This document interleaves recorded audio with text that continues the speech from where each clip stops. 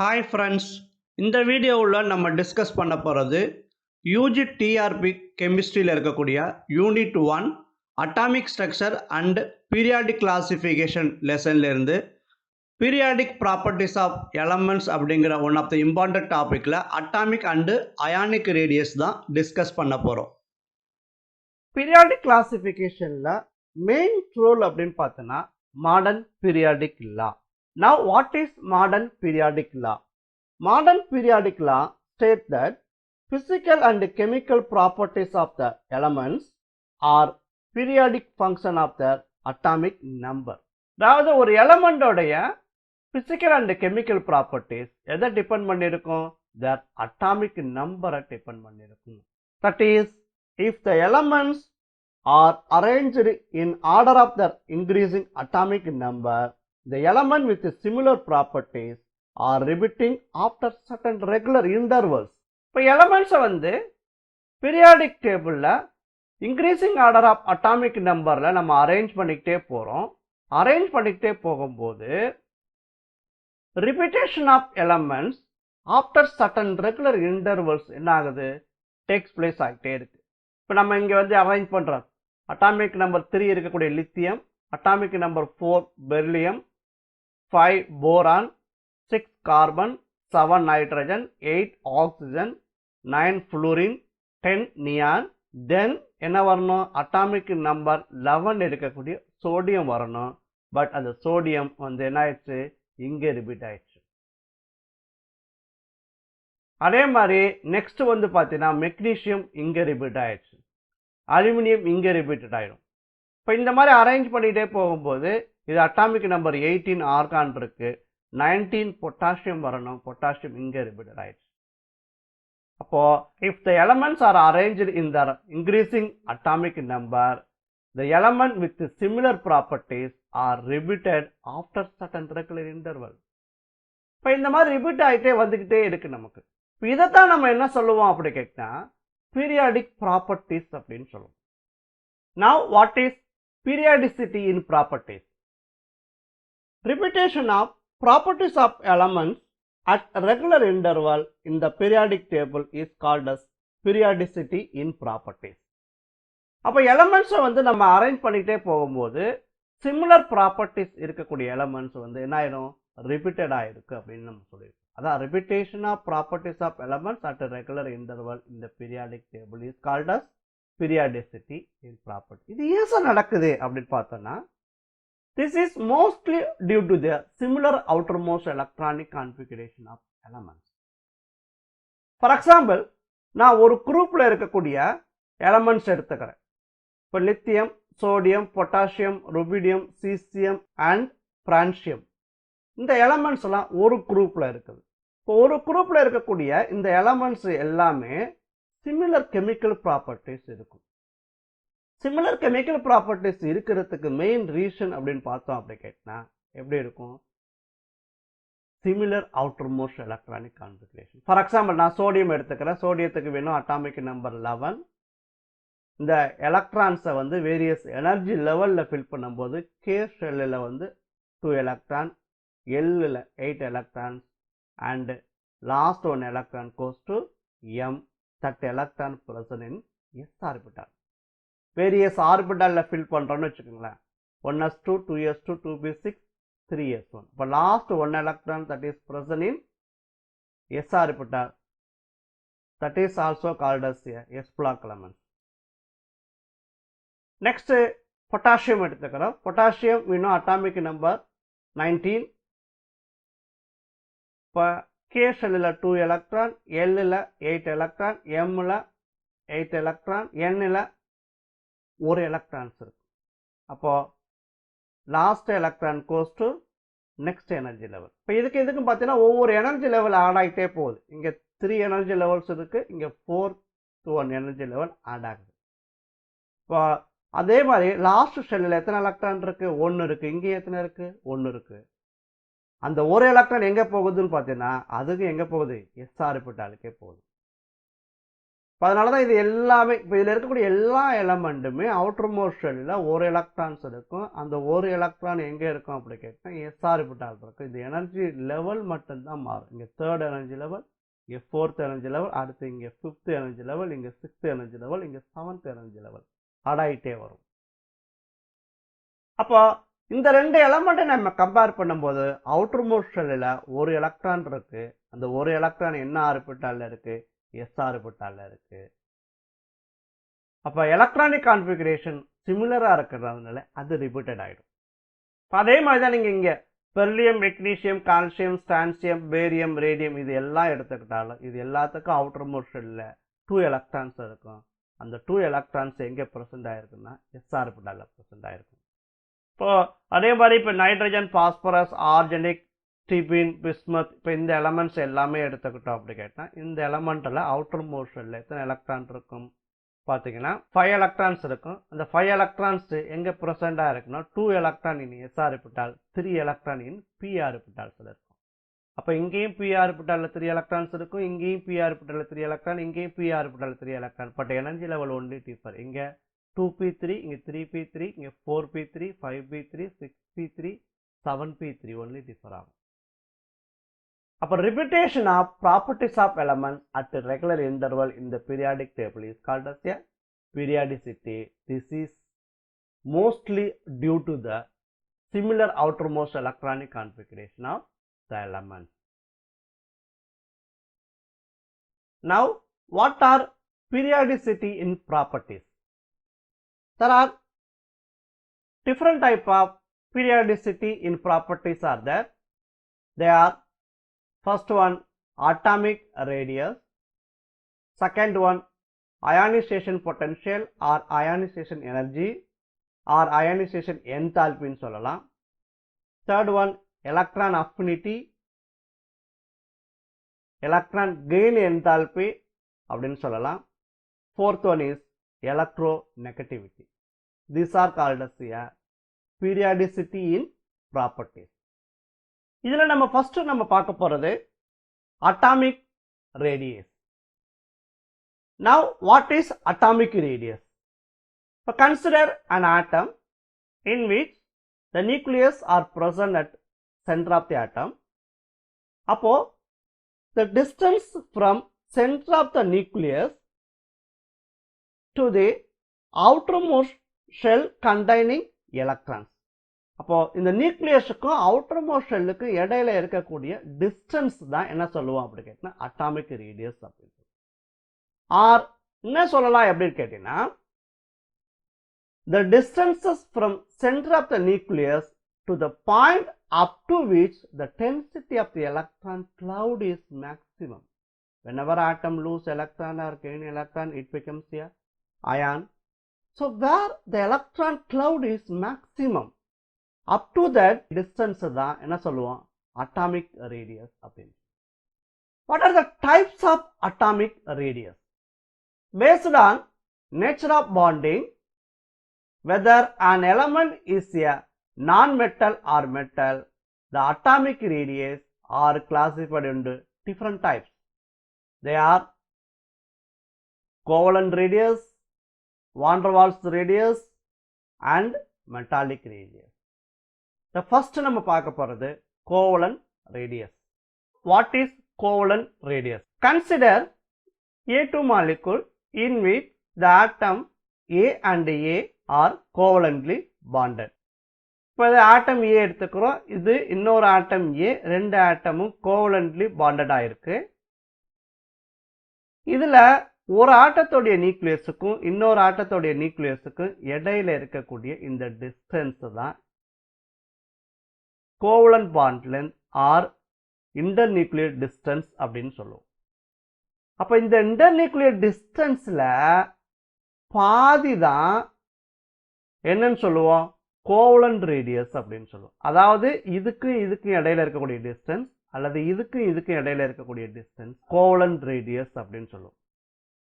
Now what is covalent radius? Half the internuclear distance between two similar atoms of any element which are covalently bonded to each other by a single covalent bond is called covalent radius. இப்போ கோவலன்ட்லி பாண்டடா இருக்கக்கூடிய two similar ஆட்டத்துக்கு இடையில இருக்கக்கூடிய internuclear டிஸ்டன்ஸ்ல half தான் என்னன்னு சொல்லுவோம் அப்படி கேட்டினா covalent radius. Next, how to calculate the covalent radius. Covalent molecules ரெண்டு டைப் இருக்கு, homonuclear diatomic molecule and heteronuclear diatomic molecule. Now first you have to consider homonuclear diatomic molecule. A2 type எடுத்துக்கிறோம். A2 typeல ஆட்டம் Aக்கும் இன்னொரு ஆட்டம் Aக்கும் இடையில கோவலன்ட் பாண்ட் இருக்கு. இப்போ இது ஆட்டம் A, இது இன்னொரு ஆட்டம் A. இந்த ஆட்டத்தோடைய நியூக்ளியஸுக்கும் அதனுடைய அவுட்டர் மோஸ்ட் ஷெல்லுக்கும் இடையில இருக்கக்கூடிய டிஸ்டன்ஸ் தான் ரேடியஸ் ஆஃப் ஆட்டம் ஏன்னு சொல்லுவோம். இன்னொரு ஆட்டத்தோடைய நியூக்ளியஸுக்கும் அதனுடைய அவுட்டர் மோஸ்ட் ஷெல்லுக்கும் இடையில இருக்கக்கூடிய டிஸ்டன்ஸ் தான் ரேடியஸ் ஆஃப் ஆட்டம் அனதர் ஏன்னு சொல்லுவோம். அப்போ இந்த நியூக்ளியஸுக்கும் இந்த நியூக்ளியஸுக்கும் இடையில இருக்கக்கூடிய டிஸ்டன்ஸ் தான் inter nuclear distances between A and A அப்படின்னு சொல்லுவோம். அப்போ இதுல இருந்து தான் நம்ம கால்குலேட் பண்ண போறோம். இது ரெண்டுமே பார்த்தீங்கன்னா சிமிலர் ஆட்டம்ஸ் அப்படின்னு சொல்லுவோம். சிமிலர் ஆட்டமா இருக்கிறதுனால என்ன சொல்லுவோம், ஏற்கனவே நம்ம சொல்லியிருக்கிறோம் ரேடியஸ் கோவலன்ட் ரேடியஸ் அப்படிங்கிறது இந்த இன்டர் நியூக்ளியர் டிஸ்டன்ஸ்ல ஹாஃப்னு தான் சொல்லியிருக்கிறோம். அப்போ இந்த இன்டர் நியூக்ளியர் டிஸ்டன்ஸை 2ஆல் டிவைட் பண்ணா என்ன கிடைச்சிரும், ரேடியஸ் ஆஃப் ஒன் ஆட்டம் கிடைச்சிரும். ஏன் சார் 2ஆல் டிவைட் பண்ணனா, both are similar in size. அப்போ இது ரெண்டு இதுக்கு இடையில இருக்கக்கூடிய டிஸ்டன்ஸ் அல்லது இதுக்கு இடையில இருக்கக்கூடிய டிஸ்டன்ஸ் ரெண்டுமே எப்படி இருக்கும், சேமா இருக்கும். இது 1.7 இருந்துச்சுன்னா இதுக்கும் 1.7 தான் இருக்கும். ரெண்டுமே எப்படி இருக்கும், சேமா இருக்கும் அப்படின்னு சொல்லுவோம். அதனால தான் இன்டர் நியூக்ளியர் டிஸ்டன்ஸை 2ஆல் டிவைட் பண்ணிடும். So the radius that is equal to internuclear distances between two bonded atom divided by 2. இன்னும் சொல்லனா இதை என்ன சொல்லுவோம், covalent bond length அப்படின்னு சொல்லுவோம். So the radius that is equal to bond length divided by 2. For example, இப்போ இந்த question எடுத்துக்கிறோம். Internuclear distances between chlorine and chlorine initial to molecule is 1.98 Armstrong. Calculate radius of chlorine.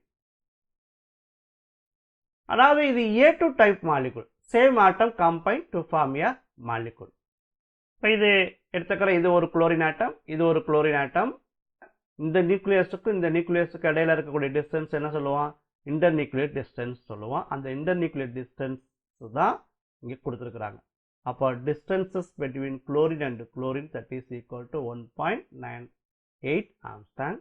அவங்க என்ன கேட்குறாங்க, இந்த ரேடியஸோ அல்லது இந்த ரேடியஸ் தான் கேட்குறாங்க.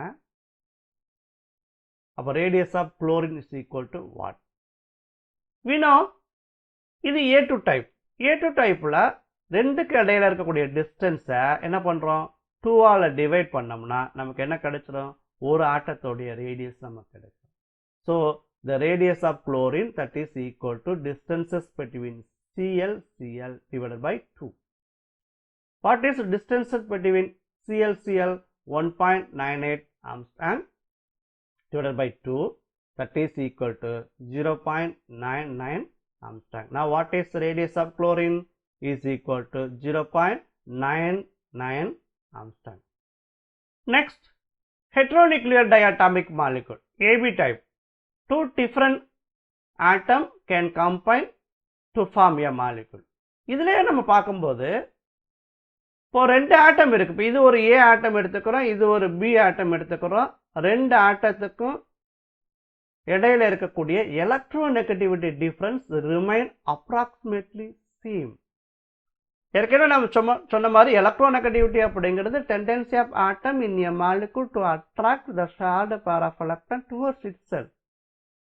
அப்போ இதுக்கும் ஒரு எலக்ட்ரோநெகட்டிவிட்டி இருக்கும், இதுக்கும் ஒரு எலக்ட்ரோநெகட்டிவிட்டி இருக்கும். ரெண்டுக்கும் இடையில இருக்கக்கூடிய electronegativity difference remain approximately same, more or less சேமாக இருக்கணும். இப்போ இது வந்து எலக்ட்ரோநெகட்டிவிட்டி ஒரு வேல்யூஸ், ஒரு குறிப்பிட்ட வேல்யூஸ் இருக்குன்னா அதே நியர்லி சேமாக இருக்கிற மாதிரி இது இருக்கும். அப்போ டிஃப்ரென்ஸ் இன் சைஸ் இருந்தால் கூட சைஸோடைய டிஃப்ரென்ஸ் வந்து ரொம்ப டிஃப்ரென்ஸ் இல்லாமல் இருக்கணும். So the electronegativity difference remain approximately சேமாக இருந்துச்சுன்னா நம்ம எப்படி கால்குலேட் பண்ண போகிறோம் அப்படி கேட்டினா, அப்போ ஆக்சுவலாக இந்த டிஸ்டன்ஸும் இந்த டிஸ்டன்ஸும் எடுத்துக்கிட்டோம்னா ரெண்டு டிஸ்டன்ஸுமே டிஃப்ரெண்ட்டாக இருக்கும். அப்போது ரேடியஸ் ஆஃப் ஆட்டம் ஏயையும் ரேடியஸ் ஆஃப் ஆட்டம் பியையும் ஆட் பண்ணால் தான் இந்த internuclear distances between A and B கிடைக்கும்.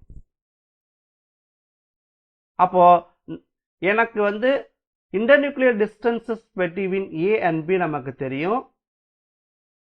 இதில் ஏதாவது ஒரு ஆட்டத்துடைய ரேடியஸ் நமக்கு தெரியும்னா டோட்டல் டிஸ்டன்ஸ்லேருந்து ஒரு ஆட்டத்துடைய ரேடியஸை மைனஸ் பண்ணிட்டோன்னா இன்னொரு ஆட்டத்துடைய ரேடியஸ் நமக்கு கிடைச்சிடும்.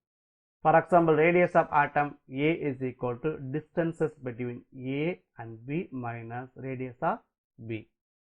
இதே எனக்கு ரேடியஸ் ஆஃப் பி வேணும், அப்போ இதுக்கு நமக்கு தெரியுதுன்னா radius of B is equal to distances between A and B minus radius of A. இது heteronuclear diatomic molecule electronegativity difference remain approximately same. For example, the distances between carbon and chlorine in carbon tetrachloride molecule and the radius of chlorine are 1.76 Armstrong and 0.99 Armstrong respectively. Calculate radius of carbon. இதை பார்த்தா நமக்கு தெரியுது இது ஹெட்ரோநியூக்ளியர் diatomic molecule. இங்கே electronegativity difference நமக்கு கொடுக்கலனால நம்ம இப்போ பார்த்த ஃபார்முலாவை யூஸ் பண்ணிடலாம். அப்போ distances between carbon and chlorine 1.76 Armstrong கொடுத்துருக்குறாங்க. ரேடியஸ் ஆஃப் குளோரின் 0.99 ஆம்ஸ்டாங் கொடுத்துருக்குறாங்க. ரேடியஸ் ஆஃப் கார்பன் கேட்குறாங்க. ஸோ இந்த டிஸ்டன்ஸ் நமக்கு தெரியும், ஒரு ஆட்டத்தோடைய ரேடியஸ் நமக்கு தெரியும், இன்னொரு ஆட்டத்தோட ரேடியஸ் கேட்டாங்கன்னா என்ன பண்ணுவோம், இந்த டோட்டல் டிஸ்டன்ஸ்லேருந்து ஒரு ஆட்டத்தோடைய ரேடியஸை மைனஸ் பண்ணிட்டா இன்னொரு ஆட்டத்தோட ரேடியஸ் நமக்கு கிடைச்சிடும். So radius of carbon that is equal to distances between carbon and chlorine minus radius of chlorine. Distances between carbon and chlorine 1.76 Armstrong. Radius of chlorine 0.99. இது ரெண்டையும் மைனஸ் பண்ணும்போது we get answer 0.77. Next heteronuclear diatomic molecule difference between electronegativity values of atom A and B is relatively larger. அதாவது ஏங்கிற ஆட்டத்துக்கு வந்து electronegativity ரொம்ப அதிகமாக இருக்குது, பிங்கிற ஆட்டத்துக்கு எலக்ட்ரோநெகட்டிவிட்டி ரொம்ப கம்மியாக இருக்குது. அப்படிங்கிற ஸ்டேஜில் நம்ம என்ன ஃபார்முலா யூஸ் பண்ண போகிறோம் அப்படின்னு பார்த்தோம்னா, the distances between A and B that is equal to radius of atom A plus radius of atom B minus 0.09 into electronegativity of atom A minus electronegativity of atom B. That means difference in electronegativity ன்னு சொல்லுவோம். இந்த del x ன்னு கூட சொல்லுவோம். del x அப்படிங்கிறது difference in electronegativity of two bonded atom. இப்போ xங்கிறது no electronegativity. Next one, van der Waals radius. Consider a crystalline molecule. The crystalline molecule in which the molecules are regularly arranged. அதாவது ஒரு regular arrangement of the மாலிகுல்ஸோ ஆட்டம்ஸோ அயான்ஸோ இருக்கும் அப்படின்னு சொல்லுவோம். இப்போ நான் ஒரு molecule எடுத்துக்கிறேன். இப்போ ஒரு மாலிகுலும் இன்னொரு மாலிகுல்ஸுக்கு இடையில என்ன இருக்கும் அப்படி கேட்டால் இன்டர்மாலிகுலர் ஃபோர்ஸ் ஆஃப் அட்ராக்ஷன்ஸ் இருக்கும். இப்போ இந்த இன்டர்மாலிகுலர் ஃபோர்ஸ் ஆஃப் அட்ராக்ஷன் தான் which is responsible to bring the molecule together.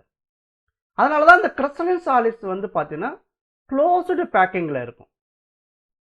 நீங்கள் இதே வந்து லிக்விட் அண்ட் கேஸஸ் ஸ்டேட் எடுக்கும் பொழுது இந்த இன்டர்மாலிகுலர் ஃபோர்ஸ் ஆஃப் அட்ராக்ஷன்ஸ் என்ன ஆகிடும் அப்படி கேட்டால் குறைஞ்சிக்கிட்டே போகும். அப்போ இங்கே இப்போ இது ஒரு மாலிகுல் எடுத்துக்கிறோம், இது ஒரு மாலிகுல் எடுத்துக்கிறோம். இந்த ரெண்டு மாலிகுலும் பக்கத்தில் இருக்கிறதுக்கு யார் ரெஸ்பான்சிபிளாக இருக்கிறது அப்படி கேட்டால் இன்டர்மாலிகுலர் ஃபோர்ஸ் ஆஃப் அட்ராக்ஷன் அப்படின்னு சொல்லுவோம். அதில் ஒரு டைப்பு தான் van der Waals force of attraction. அப்போ இந்த ரெண்டு மாலிகுல்ஸ் எடுத்துக்கிறோம், இது ஒரு மாலிகுல் இது ஒரு மாலிகுல் எடுத்துக்கிறோம். இந்த ரெண்டு மாலிகுலும் bring together by a force. That force is called as a van der Waals force. Okay, அப்போ இதுக்கு இடையில என்ன பண்ணும் அப்படி கேட்டால் ஒரு ஃபோர்ஸ் ஆக்ட் ஆகுது. ஓகே, அப்போ ஒரு மாலிகுல்ல இந்த நியூக்ளியஸுக்கு இடையில இருக்கக்கூடிய டிஸ்டன்ஸ்ல பாதி தான் என்ன சொல்லுவோம் அப்படி கேட்டா வான் டெர் வால்ஸ் ரேடியஸ். அதாவது இந்த distance van der Waals radius அப்படின்னு சொல்லி. Van der Waals force of அட்ராக்ஷனால பைண்டா இருக்கக்கூடிய 2 மாலிகூல்ஸ்ல ரெண்டுக்கு இடையில இருக்கக்கூடிய இந்த டிஸ்டன்ஸ்ல half தான் வான் டெர் வால்ஸ் ரேடியஸ் அப்படின்னு சொல்லுவோம். Now what is van der Waals radius? How the internuclear separation between the two similar adjacent atoms belonging to the two neighboring molecule of the same substance in the solid state. That is called as a van der Waals radius. Next one, metallic radius. Now what is metallic radius? Metallic radius is defined as 1/2 the internuclear distances between two adjacent metal in the metallic lattice. Consider the metallic lattice. Metallic lattice la பாத்தீங்கன்னா the C mobile of electronல இந்த positive charge வந்து embedded ஆயிருக்கு. அப்ப இது ஒரு metal, இது ஒரு metal. அப்போ ரெண்டு மெட்டலுக்கு இடையில இருக்கக்கூடிய distances internuclear distances between the two metal அப்படின்னு சொல்லுவோம்.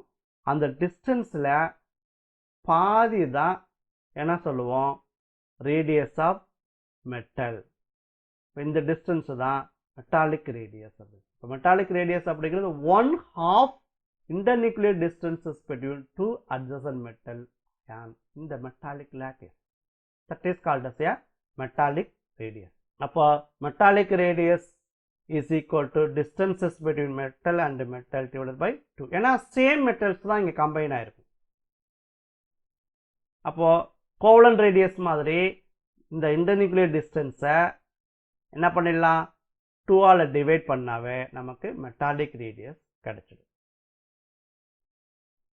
Comparison of different type of atomic radius. நம்ம different type of atomic radius பார்த்தோம். Covalent radius, van der Waals radius and metallic radius பார்த்தோம். இதனுடைய கம்பேரிஷன் பார்க்கும்போது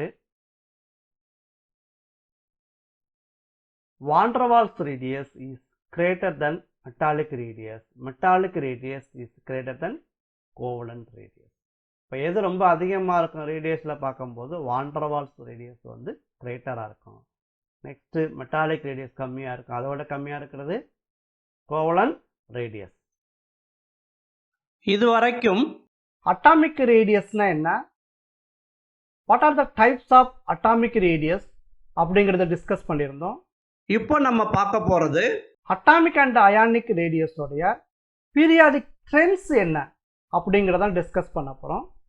இன் பீரியாடிக் டேபிளில் பீரியடில் எப்படி வேரி ஆகுது, குரூப்பில் எப்படி வேரி ஆகுது அப்படிங்கிறது தான் இதில் டிஸ்கஸ் பண்ண போகிறோம். ஃபஸ்ட்டு நம்ம பார்க்க போகிறது பீரியடில் எப்படி வேரி ஆகுதுன்னு பார்க்குறோம். As we move from left to right along the period, atomic and ionic radii decreases. இப்போ நம்ம lithium, beryllium, boron, carbon, nitrogen, oxygen, fluorine, neon அப்படிங்கிற செகண்ட் பீரியட் எலமெண்ட்ஸை நம்ம கம்பேர் பண்ணும்போது இப்போ இங்கேருந்து இப்படி போக போக போக போக போக சைஸ் என்ன ஆகிட்டே வரும் அப்படி கேட்டால் டிக்ரீஸ் ஆகிட்டே வரும். இப்போ லித்தியத்தோட சைஸ் வந்து பெருசாக இருக்கும், நெக்ஸ்ட் பெரிலியத்தோட சைஸ் சின்னதாக இருக்கும், நெக்ஸ்ட்டு சின்னதாக இருக்கும், நெக்ஸ்ட்டு சின்னதாக இருக்கும், நெக்ஸ்ட்டு இன்னும் சின்னதாகிட்டே போயிட்டே இருக்கும். So atomic radius decreases from left to right in a period. இது ஏன் சார் வந்து பீரியட்ல அட்டாமிக் ரேடியஸ் டிக்ரீஸ் ஆகுது அப்படின்னு நம்ம பார்த்தோம்னா, இப்போ ஒரு எலமெண்ட்லேருந்து இன்னொரு எலமெண்ட் போக போக போக என்ன ஆகும் அப்படி கேட்டினா நியூக்ளியர் சார்ஜ் வந்து ஒவ்வொன்றா இன்க்ரீஸ் ஆகிட்டே வரும். நியூக்ளியர் சார்ஜ் இன்க்ரீஸ் ஆனால் கூட எக்ஸ்ட்ரா எலக்ட்ரான் எங்கே போய் ஆட் ஆகும் அப்படி கேட்டால் சேம் எலக்ட்ரானிக் லெவலில் தான் ஆட் ஆகும். அப்போ நியூக்ளியர் சார்ஜ் மட்டும் என்ன ஆகுது இன்க்ரீஸ் ஆகுது. நியூக்ளியர் சார்ஜ் வந்து இன்க்ரீஸ் ஆகும்போது nuclear attraction on the outer most electronic level என்ன ஆகும் இன்க்ரீஸ் ஆகும். ஆட்டோமேட்டிக்காக சைஸ் என்ன ஆகிட்டே வரும் குறைஞ்சிக்கிட்டே வரும். ஃபார் எக்ஸாம்பிள் இப்போ நம்ம லித்தியம் எடுத்துக்கிறோம். லித்தியம் வேணும் அட்டாமிக் நம்பர் 3, 2 எலக்ட்ரான்ஸ் K ஷெல்லில் ஃபில் பண்ணுறோம், 1 எலக்ட்ரான் L ஷெல்லில் ஃபில் பண்ணுறோம். இப்போ நியூக்ளியஸ் சார்ஜ் எவ்வளவு இருக்கு இங்கே 3 இருக்கு. அப்போது இந்த நியூக்ளியஸ் என்ன பண்ணும் அப்படி கேட்டினா இந்த எலக்ட்ரானை அட்ராக்ட் பண்ணிக்கிட்டே இருக்கும். இப்போ இதுக்கு ஒரு அட்ராக்ஷன்ஸ் இருக்கும். அப்போ இதுக்கு ஒரு இப்போ இந்த நியூக்ளியஸுக்கும் அவுட்டர் மோஸ்ட் ஷெல்லுக்கு இடையில இருக்கக்கூடிய டிஸ்டன்ஸ் தான் அட்டாமிக் ரேடியஸ் அப்படின்னு சொல்லுவோம். இப்போ இதுக்கு ஒரு டிஸ்டன்ஸ் இருக்கும். நெக்ஸ்ட்டு எலமெண்ட் வந்து என்ன எடுத்துக்கலாம், பெர்லியம் எடுத்துக்கிறோம். பெர்லியத்துக்கு அட்டாமிக் நம்பர் 4. அப்போ இதை விட இதுக்கு நியூக்ளியர் சார்ஜ் 1 என்ன ஆகுது, இன்க்ரீஸ் ஆகுது. பட் இதை விட இதுக்கு ஒரு எலக்ட்ரானும் இன்க்ரீஸ் ஆனால் கூட என்ன ஆகுது, அந்த எக்ஸ்ட்ரா எலக்ட்ரான் எங்கே போகுது, அதே எலக்ட்ரானிக் லெவலுக்கு தான் போகுது. எலக்ட்ரானிக் லெவல் நியூவாக ஆட் ஆகவே இல்லை. ஸோ இங்கே நியூக்ளியர் சார்ஜ் 3, இங்கே நியூக்ளியர் சார்ஜ் 4. இதை விட இதுக்கு நியூக்ளியர் சார்ஜ் வந்து அதிகமாக இருக்கிறதுனால இதை விட இது என்ன பண்ணும், மோர் ஃபோர்ஸில் அவுட்டர் மோர் ஷெல்லில் இருக்கக்கூடிய எலக்ட்ரானை அட்ராக்ட் பண்ணும். இப்போ சைஸு என்ன ஆகிட்டே வரும், இதை விட இது குறைஞ்சிடும். அப்போ இந்த டிஸ்டன்ஸ் என்ன ஆகிடும், குறைஞ்சிடும். நெக்ஸ்ட்டு போரான் எடுத்துக்கிறோம். போரானுக்கு வேணும் atomic number 5. 5 protons and 5 electrons are present. இப்போ இங்கே ஒரு நியூக்ளியர் சார்ஜ் வந்து இதை விட இதுக்கு இன்னும் அதிகமாகுது. எக்ஸ்ட்ரா ஒரு எலக்ட்ரான் எங்கே போகுது, அதே எலக்ட்ரானிக் லெவலுக்கு தான் போகுது, நியூ எலக்ட்ரானிக் லெவலுக்கு போகலை. அப்போ increase in nuclear charge, increase in nuclear attraction on the outermost electronic level when compared to beryllium. So the nuclear attractions greater இருக்கிறதுனால சைஸ் என்ன ஆகிட்டே வரும், குறைஞ்சிக்கிட்டே வரும். அப்போ இதை விட இது சைஸ் குறைஞ்சிருச்சு. நெக்ஸ்ட் கார்பன் எடுத்துக்கிறோம். கார்பனுக்கு வேணும் அட்டாமிக் நம்பர் 6. இதை விட ஒரு புரோட்டான் இதுக்கு அதிகமாகிடும். அதான் nuclear charge increased by 1 unit in each succeeding element. இப்போ இதுக்கு 6 ஆயிடுச்சு. ஆனாலும் ஒரு எலக்ட்ரான் இதுக்கு இன்க்ரீஸ் ஆகுது. அந்த ஒரு எலக்ட்ரான் எங்கே போகுது, சேம் எலக்ட்ரானிக் லெவல் தான் போகுது. அதான் number of shells remain the same. அப்போது அதே எலக்ட்ரான்ஸ் வந்து இங்கே தான் ஃபுல்லாக இருக்குது. நியூவாக எங்கேயும் ஃபுல் ஆகலை, இங்கே ஃபுல் ஆயிடுச்சு. இப்போ நியூக்ளியர் சார்ஜ் இதை விட இதுக்கு எப்படி இருக்குது, அதிகமாக இருக்குது. Greater the nuclear charge greater would be the force of attraction on the outer most electronic level. இப்போ சைஸ் என்ன ஆகிடும், கம்மியாயிடும். இப்போ இங்கே பார்த்தீங்கன்னா சைஸு குறைஞ்சிக்கிட்டே வருது. This is mainly due to the increase in nuclear charge. இதான் பீரியட்ல அட்டாமிக் ரேடியஸ் அயானிக் ரேடியஸ் எப்படி வேரி ஆகுது அப்படின்னு பார்த்தோம். நெக்ஸ்ட் பீரியாடிக் ட்ரெண்ட்ஸில் குரூப்ல எப்படி வேரி ஆகுது அப்படின்னு நம்ம பார்க்குறோம். As we go down the group, atomic and ionic radius increases. இப்போ மேலேருந்து கீழே வர வர வர வர அட்டாமிக் ரேடியஸ் என்ன ஆகிட்டே வருது, இன்க்ரீஸ் ஆகிட்டே வருது. இப்போ இதை விட இதுக்கு பெரிய சைஸ், அடுத்து பெரிய சைஸ், அடுத்து இன்னும் பெரிய சைஸ், அடுத்து இன்னும் பெரிய size. Atomic radius increases on moving top to bottom in a group. மேலேருந்து கீழே வர வர வர வர ரேடியஸ் குறைஞ்சிக்கிட்டே வருது. ஏன் சார் இந்த ரேடியஸ் குறைஞ்சிக்கிட்டே வருது? இப்போ லித்தியம் எடுத்துக்கிறோம், சோடியம் எடுத்துக்கிறோம். இது ரெண்டையும் கம்பேர் பண்ணீங்கன்னா லித்தியத்துக்கு அட்டாமிக் நம்பர் 3, சோடியத்துக்கு அட்டாமிக் நம்பர் 11. இங்கே 3 புரோட்டான்ஸ் இருக்குது, இங்கே 11 புரோட்டான்ஸ் இருக்கும். இப்போ நியூக்ளியர் சார்ஜ் வந்து ரொம்ப அதிகமாகுது. இங்கேயாவது ஒவ்வொரு யூனிட்டு தான் இன்க்ரீஸ் ஆகிட்டே போச்சு. இங்கே பாருங்கள் டிஃப்ரென்ஸ் நிறையா இருக்குது. ஆனால் சைஸ் என்ன ஆகிட்டே போகுது, பெருசாகுது. நம்ம ஏற்கனவே சொன்ன கான்செப்ட் என்ன, நியூக்ளியர் சார்ஜ் இன்க்ரீஸ் ஆனால் நியூக்ளியர் அட்ராக்ஷன் அந்த அவுட்டர் மோஸ்ட் எலக்ட்ரானிக் லெவல் என்ன ஆகும், இன்க்ரீஸ் ஆகிடும். அப்போது சைஸ் வந்து ரெடியூஸ் ஆகிட்டே வரும் அப்படின்னு நம்ம சொல்லியிருந்தோம். ஆனால் இங்கே நியூக்ளியர் சார்ஜ் இன்க்ரீஸ் ஆனால் கூட சைஸ் என்ன ஆகிட்டே போகுது, இன்க்ரீஸ் ஆகிட்டே போகுது. ஏன் அப்படின்னு பார்த்தோம் அப்படின்னு கேட்டிங்கன்னா, although increase in nuclear charge, introduction of new electronic level which outweigh the effect of increase in nuclear charge. அதாவது நியூக்ளியர் சார்ஜ் இன்க்ரீஸ் ஆனால் கூட நம்ம ஏற்கனவே தெரியும், ஒரு பீரியட்லேருந்து அடுத்த பீரியடு போனோம் அப்படி கேட்டால் ஒரு நியூ எலக்ட்ரானிக் லெவல் ஆட் ஆகிட்டே வரும். அடுத்த பீரியடு போகும்போது ஒரு நியூ எலக்ட்ரானிக் லெவல் ஆட் ஆகும். ஃபார் எக்ஸாம்பிள் ஃபர்ஸ்ட் பீரியடில் பார்த்தீங்கன்னா ஒரே ஒரு எலக்ட்ரானிக் லெவல் இருக்கும். செகண்ட் பீரியடில் பார்த்தீங்கன்னா 2 எலக்ட்ரானிக் லெவலில் இருக்கும். தேர்டு பீரியடில் 3 எலக்ட்ரானிக் லெவல் இருக்கும். ஃபோர்த்தில் 4, 5, 6, 7 அப்படி போய்கிட்டே இருக்கும் நமக்கு. இப்போ நியூ எலக்ட்ரானிக் லெவல் ஆட் ஆகும் பொழுது அந்த introduction of new electronic level which outweigh the effect of increase in nuclear charge. அப்போ nuclear attraction on the outermost electronic level கம்மி ஆயிடுது. இப்போ சைஸ் என்ன ஆகிட்டே போகும், இன்க்ரீஸ் ஆகிட்டே போகும். ஃபார் எக்ஸாம்பிள் ஃபர்ஸ்ட் குரூப்பில் இருக்கக்கூடிய எலமெண்ட் எடுத்துக்கிற லித்தியம், இது செகண்ட் பீரியடில் இருக்குது. இப்போ 2 எலக்ட்ரானிக் லெவல் இருக்குது. அட்டாமிக் நம்பர் வேணும் 3. இப்போ 3 புரோட்டான்ஸ் அந்த நியூக்ளியஸில் இருக்கும், 3 எலக்ட்ரான்ஸ் இங்கே ஆட் பண்ணியிருக்கிறோம். அப்போ இந்த நியூக்ளியஸுக்கும் இந்த அவுட்டர் மோஸ்ட் எலக்ட்ரானிக் லெவலுக்கும் இடையில இருக்கக்கூடிய ஒரு டிஸ்டன்ஸ் தான் அட்டாமிக் ரேடியஸ் அப்படின்னு சொல்லுவோம். நெக்ஸ்ட் எலமெண்ட் அதே குரூப்பில் தேர்ட் பீரியடில் இருக்கக்கூடிய எலமெண்ட் எடுத்துக்கிறோம். சோடியம். சோடியத்துக்கு வேணும் அட்டாமிக் நம்பர் 11. 11ல் இப்போ புரோட்டான்ஸ் எத்தனை ஆயிடுச்சு, இங்கே 11 ஆயிடுச்சு. இங்கே 3 புரோட்டான்ஸ் இருக்குது, இங்கே 11 புரோட்டான்ஸ் இருக்குது. அப்போ இதை விட இதுக்கு நியூக்ளியர் சார்ஜ் அதிகம்தான். ஆனால் இப்போ எலக்ட்ரானை ஃபில் பண்ணும்போது இங்கே 2 எலக்ட்ரானை ஃபில் பண்ணிட்டோம். நெக்ஸ்ட் ஷெல்லில் 8 எலக்ட்ரான் ஃபில் பண்ணணும். லாஸ்ட் ஒரு எலக்ட்ரான் எங்கே போகுது, நியூ எலக்ட்ரானிக் லெவலுக்கு போகுது. அப்போ இதை விட இங்கே introduction of new electronic level takes place ஆகுது.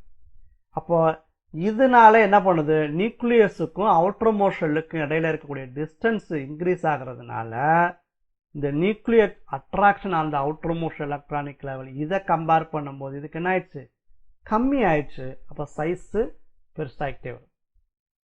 அப்போ இதை விட இது சைஸ் எப்படி இருக்கும், கிரேட்டராக இருக்கும்.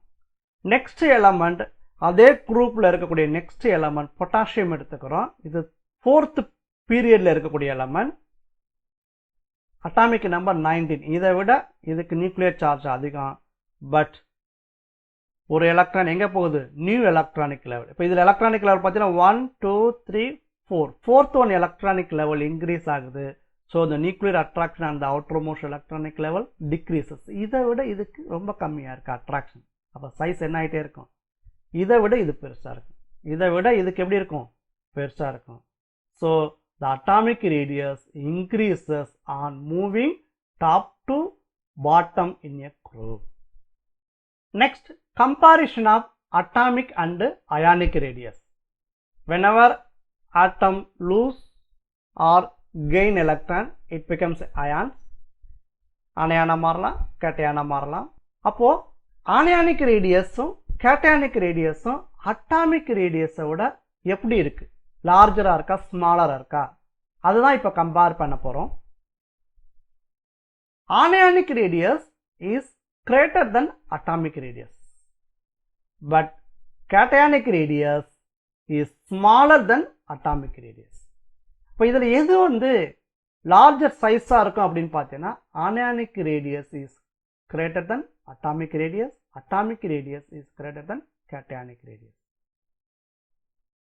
இப்போ இந்த ஆர்டரில் தான் அட்டாமிக் அண்டு அயானிக் ரேடியஸ் இருக்கு. ஃபார் எக்ஸாம்பிள் இப்போ ஹைட்ரஜன் எடுத்துக்கிறோம்.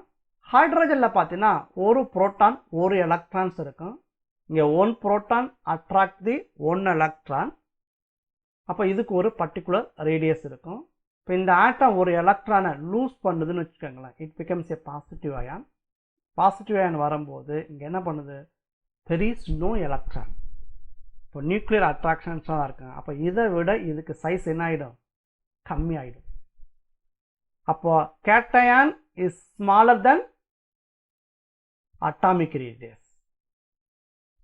That means cationic radius is smaller than atomic radius. Next, in the hydrogen atom gain 1 electron வச்சுக்கோ. இப்போ என்ன ஆகும், it becomes a negative ion. அணையானா மாறிடும். அணையானா மாறும்போது இதை கம்பேர் பண்ணும்போது இங்கே எத்தனை எலக்ட்ரான்ஸ் இருக்கும், 2 எலக்ட்ரான்ஸ் இருக்கு. இங்கே 1 proton attract 1 electron. Here 1 proton attracts 2 electrons. அப்போ இங்கே அட்ராக்டிவ் ஃபோர்ஸ் என்ன ஆயிடுச்சு, கம்மி ஆயிடுச்சு when compared to hydrogen atom. அப்போ இங்கே சைஸ் இதை விட என்ன ஆகிடும், பெருசாகிடும். So anionic radius is greater than atomic radius. Ionic ரேடியஸில் anionic radius is greater than atomic ரேடியஸ்னு பார்த்தோம். இப்போ நிறையா ஆனையான் கொடுத்துட்டு இந்த ஆனையானில் எந்த ரேடியஸ் வந்து கிரேட்டராக இருக்குன்னு கேட்குறாங்கன்னு வச்சுக்கோங்க, கம்பேர் பண்ண சொல்கிறாங்க. அப்போ என்ன பண்ணலாம் அப்படின்னு பார்த்தோன்னா, anionic radius increases with increase in negative charge. இப்போ நெகட்டிவ் சார்ஜ் இன்க்ரீஸ் ஆக அயானிக் ரேடியஸ் என்ன ஆகிட்டே போகும், இன்க்ரீஸ் ஆகிட்டே போகும். ஃபார் எக்ஸாம்பிள், நான் நைட்ரஜன் அப்படிங்கிற ஒரு ஆட்டம் எடுத்துக்கிறேன். வீணும் அட்டாமிக் நம்பர் 7. இப்போ 7 புரோட்டான்ஸ் அண்டு 7 எலக்ட்ரான்ஸ் இருக்கும். இப்போ இந்த நைட்ரஜனோட வேரியஸ் ஆனையான் பார்க்குறோம். இப்போ இதில் ஃபஸ்ட்டு நைட்ரஜன் ஆட்டம் எடுத்துக்கிறோம். இந்த நைட்ரஜன் ஆட்டத்தில் 7 புரோட்டான்ஸ் அட்ராக்ட் 7 எலக்ட்ரான்ஸ். அப்போது இந்த புரோட்டான்ஸ் என்ன பண்ணும், இங்கே இருக்கக்கூடிய 7 எலக்ட்ரானை அட்ராக்ட் பண்ணிக்கிட்டே இருக்கும்.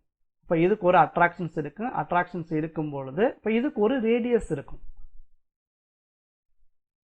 நெக்ஸ்ட், இந்த நைட்ரஜன் ஆட்டம் வந்து n- அயானா மாறுது ஒரு எலக்ட்ரானை கெயின் பண்ணதுக்கு அப்புறம். அப்போ எத்தனை எலக்ட்ரான் ஆகிடும், 8 எலக்ட்ரான் ஆகிடும். அப்போ இங்கே 7 புரோட்டான் அட்ராக்ட் 8 எலக்ட்ரான். இப்போ அட்டாமிக் ரேடியஸில் பார்த்தீங்கன்னா 7 புரோட்டான் அட்ராக்ட் 7 எலக்ட்ரான்ஸ். இங்கே 7 புரோட்டான் அட்ராக்ட் 8 எலக்ட்ரான். இப்போ 2 பார்ட்டிக்கு இடையில் ஃபைட்டு நடக்குதுன்னு வச்சுக்குவோம். ஒரு பார்ட்டியில் வந்து 7 மெம்பர்ஸ் இருக்காங்க, இன்னொரு பார்ட்டியில் வந்து 7 மெம்பர்ஸ் இருக்கிறாங்க. 2 பேரும் சேம் ஃபோர்ஸில் ஃபைட் பண்ணுறாங்க. ஃபைட் பண்ணும்போது ரிசல்ட் ஈஸியாக கிடைக்காது.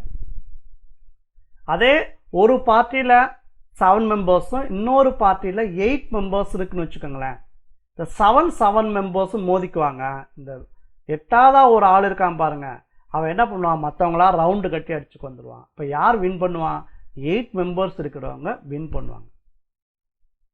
ஓகே, அப்போ இங்கே வந்து 7 proton attract 7 electron with more force. இங்கே 7 proton attract 8 electron with less force when compared to nitrogen atom. அப்போ இங்கே அட்ராக்ஷன் என்ன ஆகிடும், இதை விட கம்மி ஆகிடும். அட்ராக்ஷன், நியூக்ளியர் அட்ராக்ஷன் கம்மியாகிறதுனால சைஸ் என்ன ஆகாது, ரெடியூஸ் ஆகாது இதை கம்பேர் பண்ணும்போது. அப்போ சைஸு என்ன ஆகாது, ரெடியூஸ் ஆகாது, இன்னும் கொஞ்சம் அதிகமாகிட்டே தான் வரும். நெக்ஸ்ட், அதே நைட்ரஜன் ஆட்டம் N2- அயான்ஸாக மாறுது. இப்போ 2 எலக்ட்ரானை லூஸ் பண்ணிட்டு, இப்போ 2 எலக்ட்ரானை லூஸ் பண்ணிச்சுன்னா இங்கே எத்தனை வந்துடும், 9 எலக்ட்ரான்ஸ் வந்துடும். அப்போ இங்கே 7 புரோட்டான்ஸ் அட்ராக்ட் 9 எலக்ட்ரான். அப்போ இதை கம்பேர் பண்ணும்போது இதுக்கே இதை விட கம்மியாக இருக்குன்னு சொல்லியிருந்தோம். இப்போ இதை கம்பேர் பண்ணும்போது இங்கே பார்த்தீங்கன்னா 7 புரோட்டான் அட்ராக்ட் 9 எலக்ட்ரான்ஸ். அப்போ 7 புரோட்டான் 9 எலக்ட்ரானை அட்ராக்ட் பண்ணுறது கொஞ்சம் கஷ்டம். இப்போ நியூக்ளியர் அட்ராக்ஷன்ஸ் இதை விட இதுக்கு கம்மியாக இருக்கிறதுல சைஸ் என்ன ஆகிடும், கொஞ்சம் பெருசாகிடும். இப்போ இதை விட இது சைஸ் பெருசு.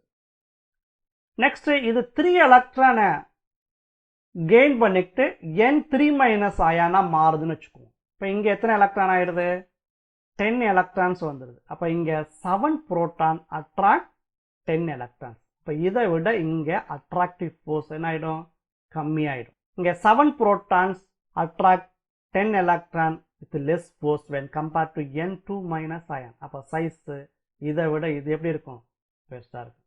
ஸோ நெகட்டிவ் சார்ஜ் இன்க்ரீஸ் ஆக ஆனியானிக் ரேடியஸ் என்ன ஆகும், இன்க்ரீஸ் ஆகிட்டே வரும். இது ஒரு கேஸ். நெக்ஸ்ட், அயானிக் ரேடியஸில் கேட்டயானிக் ரேடியஸ் எடுத்துக்கிறோம். ஏன்னா அதிலே வேரியஸ் கேட்டயான்ஸ் இருக்கலப்பா. ஏஎல் எடுத்துக்கிறோம், AL plus, AL2 plus, AL3 plus, அந்த மாதிரி இருக்குன்னு வச்சுக்கோங்களேன். அப்போ அந்த கேட்டயானில் எப்படி நம்ம கம்பேர் பண்ணுறது? Cationic radius decreases with increase in positive charge. Positive charge increase ஆக அதனுடைய ரேடியஸ் என்ன ஆகிட்டே வருமா, டிக்ரீஸ் ஆகிட்டே வருமா. For example, compare aluminium. Atomic number 13. அப்போ 13 புரோட்டான்ஸ் அண்ட் 13 எலக்ட்ரான்ஸ் ப்ரெசண்ட் ஆகிருக்கும். இப்போ இதனுடைய வேரியஸ் அயான்ஸ் எடுத்துக்கிறோம், AL plus, AL2 plus and AL3 plus. இப்போ இங்கே பார்த்தீங்கன்னா 13 புரோட்டான்ஸ் அட்ராக்ட் 13 எலக்ட்ரான்ஸ். அப்போ இந்த நியூக்ளியஸ் வந்து 13 நியூக்ளியர் சார்ஜ் 13 புரோட்டான்ஸ் வந்து அவுட்டர் மோஷனில் இருக்கக்கூடிய எலக்ட்ரான் என்ன பண்ணும், அட்ராக்ட் பண்ணும். இப்போ இங்கே அட்ராக்டிவ் ஃபோர்ஸ் எப்படி இருக்கும், ஒரு குறிப்பிட்ட அளவு இருக்கும். நெக்ஸ்ட், இந்த அலுமினியம் ஒரு எலக்ட்ரான் லூஸ் பண்ணிட்டு AL+ மாறிடுச்சு. அப்போ ஒரு எலக்ட்ரான் லூஸ் பண்ணிடுச்சுன்னா எத்தனை எலக்ட்ரான் ஆகிடும், 12 எலக்ட்ரான்ஸ் ஆகிடும். அப்போ இங்கே 13 புரோட்டான்ஸ் அட்ராக்ட் 12 எலக்ட்ரான். அப்போ இங்கே யார் அதிகமாக இருக்கா, புரோட்டான்ஸ் அதிகமாக இருக்கிறனால யார் வின் பண்ணுவா, புரோட்டான்ஸ் தான் வின் பண்ணுவோம். அப்போ அட்ராக்டிவ் ஃபோர்ஸ் எப்படி இருக்கும், இதை விட இதுக்கு அதிகமாக இருக்கும். ஏன்னா 13 proton attract only 12 electrons. So அலுமினியத்தை compare பண்ணும்போது இங்கே அட்ராக்டிவ் ஃபோர்ஸ் அதிகமாக இருக்கும். இந்த அட்ராக்டிவ் ஃபோர்ஸ் அதிகமாக இருந்துச்சுன்னா சைஸ் என்ன ஆகிட்டே வரும், குறைஞ்சிக்கிட்டே வரும். So radius of AL plus lesser than AL. Next AL two plus வந்து 2 எலக்ட்ரானை லூஸ் பண்ணிட்டு ஏஎல்2 ப்ளஸ்ஸாக மாறிடுச்சு. இப்போ இங்கே வந்து பார்த்தீங்கன்னா 13 ப்ரோட்டான்ஸ் அட்ராக்ட் ஒன்லி 11 எலக்ட்ரான்ஸ்.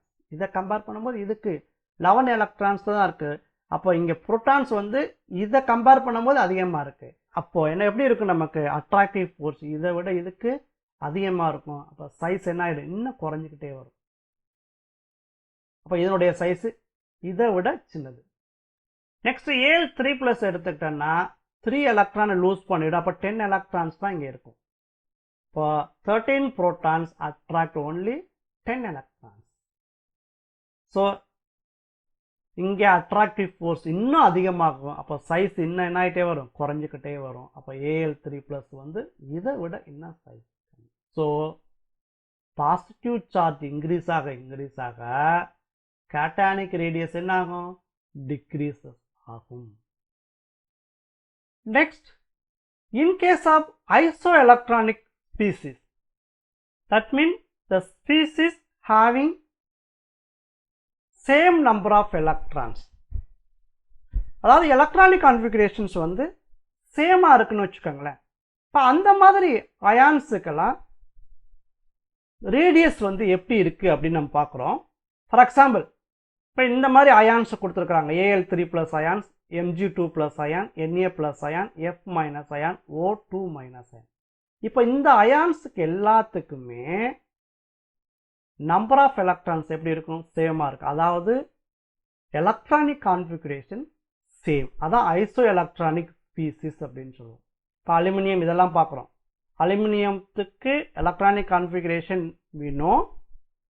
அதில் அந்த அலுமினியம் வந்து 3 எலக்ட்ரான் லூஸ் பண்ணதுக்கு அப்புறம் அதனுடைய கான்ஃபிகரேஷன் என்ன வரும், நமக்கு 10 எலக்ட்ரான்ஸ் இருக்குது. 1s2 2s2 2b6. அப்போ அதே மாதிரி எல்லா அயானிக் ஸ்பீசிஸை பார்க்கும்போது எலக்ட்ரானிக் கான்ஃபிகரேஷன் எப்படி இருக்குது, சேமாக இருக்குது. அப்போ இந்த ஐசோ எலக்ட்ரானிக் ஸ்பீசிஸில் ரேடியஸ் எப்படி இருக்குது அப்படின்னு நம்ம பார்க்க போகிறோம்.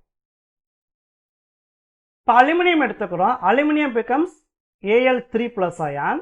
எப்போ 3 எலக்ட்ரானை லூஸ் பண்ணிட்டு. அப்போ இங்கே 13 ப்ரோட்டான்ஸ் இருக்கும், 10 எலக்ட்ரான்ஸ் இருக்கு. அப்போ இங்கே வந்து பார்க்கும்போது 13 ப்ரோட்டான்ஸ் அட்ராக்ட் 10 எலக்ட்ரான்ஸ் அப்படின்னு வச்சுக்கோ. நெக்ஸ்ட் எம்ஜி2 ப்ளஸ் அயான்ஸ் எடுத்துக்கிறோம். எம்ஜி2 ப்ளஸ் எப்போ வந்திருக்கு, நமக்கு எம்ஜி 2 எலக்ட்ரான் லூஸ் பண்ணிட்டு எம்ஜி2 ப்ளஸ் அயான்ஸாக வந்திருக்கும். அப்போ இங்கே 12 ப்ரோட்டான்ஸ் 10 எலக்ட்ரான்ஸ் இருக்கு. இப்போ நீங்கள் இந்த 2 அயானிக் ஸ்பீசிஸ் எடுக்கும் பொழுது புரோட்டானிக் சார்ஜ் மட்டும்தான் மாறும். தட் மீன் நியூக்ளியர் சார்ஜ் வந்து வேரி ஆகுது. நம்பர் ஆஃப் எலக்ட்ரான்ஸ் எப்படி இருக்கு, சேமாக இருக்கு. we know greater the nuclear charge, greater would be the force of attraction on the outermost electronic level. அப்போ அட்ராக்ஷன் அதிகமானா சைஸ் என்ன ஆகும், வரும், குறைஞ்சிக்கிட்டே வரும்னு சொல்லியிருக்கிறோம். இப்போ இங்கே வந்து பார்க்கும்போது 13 ப்ரோட்டான்ஸ் அட்ராக்ட் 10 எலக்ட்ரான்ஸ். இப்போ இங்கே வந்து பார்த்தீங்கன்னா 12 ப்ரோட்டான்ஸ் அட்ராக்ட் 10 எலக்ட்ரான்ஸ்.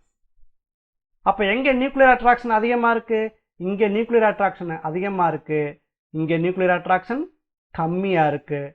அப்போது இதனுடைய சைஸ் வந்து கம்மியாக இருக்கும், இதனுடைய சைஸ் வந்து அதிகமாக இருக்குது. we know the radius is inversely proportional to its nuclear charge. Nuclear charge அதிகமாக அதிகமாக ரேடியஸ் என்ன ஆகிட்டே வரும், கம்மியாகிட்டே வரும். அப்போது இதை ரெண்டையும் கம்பேர் பண்ணும்போது ஏஎல்3 ப்ளஸ் உடைய சைஸு வந்து எம்ஜி2 ப்ளஸை விட கம்மியாக இருக்கும். நெக்ஸ்ட் Na ப்ளஸ் எடுத்துக்கிறோம். சோடியம் ஆட்டம் எப்போ Na ப்ளஸ் அயானாக மாறுது, ஒரு எலக்ட்ரான் லூஸ் பண்ணிட்டு. அப்போ இங்கே 11 ப்ரோட்டான்ஸ் அட்ராக்ட் 10 எலக்ட்ரான்ஸ். அப்போ இது ரெண்டையும் கம்பேர் பண்ணும்போது இங்கே நியூக்ளியர் அட்ராக்ஷன்ஸ் வந்து நியூக்ளியர் அட்ராக்ஷன் கம்மியாக இருக்கிறதுனால சைஸ் என்னாகும், கொஞ்சம் பெருசாக வரும். Because radius is inversely proportional to it's nuclear charge. அப்போ இது எப்படி இருக்கும் அப்படின்னு பார்த்தீங்கன்னா சின்ன சைஸ், இது பெரிய சைஸ், அதை விட இது பெரிய சைஸாக இருக்கும். நெக்ஸ்ட் ஃப்ளூரின் எடுத்துக்கிறோம். ஃப்ளூரின் எப்போ எஃப் மைனஸ் அயனாக மாறும்? ஒரு எலக்ட்ரானை கெயின் பண்ணிட்டு. இப்போ இங்கே 9 புரோட்டான்ஸ் அட்ராக்ட் 10 எலக்ட்ரான்ஸ். இப்போ இதை விட இங்கே protonic charge, that mean nuclear charge வந்து கம்மியாக இருக்குது. அப்போ இதனுடைய சைஸ் என்ன ஆகிட்டே வரும்? இதை விட பெருசாகிட்டே வரும். அதே மாதிரி தான் ஆக்சிஜன் வந்து பார்த்தீங்கன்னா O2 மைனஸ் அயானா எப்போ மாறும் அப்படி கேட்டால் 2 எலக்ட்ரானை கெயின் பண்ணிட்டு. இதுக்கு அட்டாமிக் நம்பர் வந்து 8. அப்போது 8 புரோட்டான்ஸ் அட்ராக்ட் 10 எலக்ட்ரான்ஸ். அப்போ சைஸ் இன்னும் வந்து என்ன ஆகிடும்?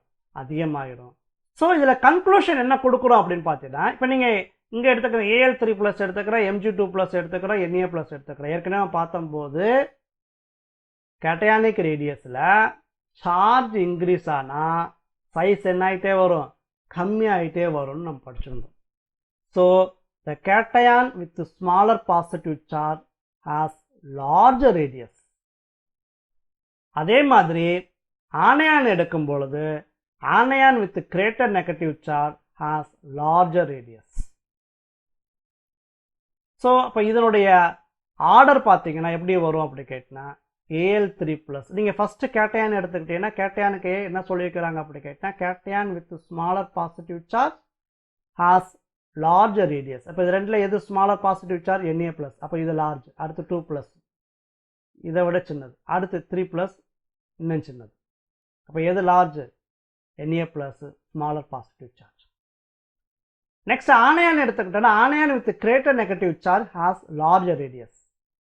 இப்போ இது ரெண்டை விட எதுக்கு நெகட்டிவ் சார்ஜ் அதிகமாக இருக்குது? இதுக்கு நெகட்டிவ் சார்ஜ் இருக்குது. அப்போ இதுக்கு சைஸ் பெருசு, இது கம்மி. Already we know cationic radius is smaller than the anionic radius. So the order of ionic radius இதுதான் நம்ம சொல்லுவோம். Thank you very much. இந்த வீடியோ உங்களுக்கு பிடிச்சிருந்துச்சுன்னா லைக் பண்ணுங்கள், ஷேர் பண்ணுங்கள், கூடவே சப்ஸ்கிரைப் பண்ண மறக்காதீங்க.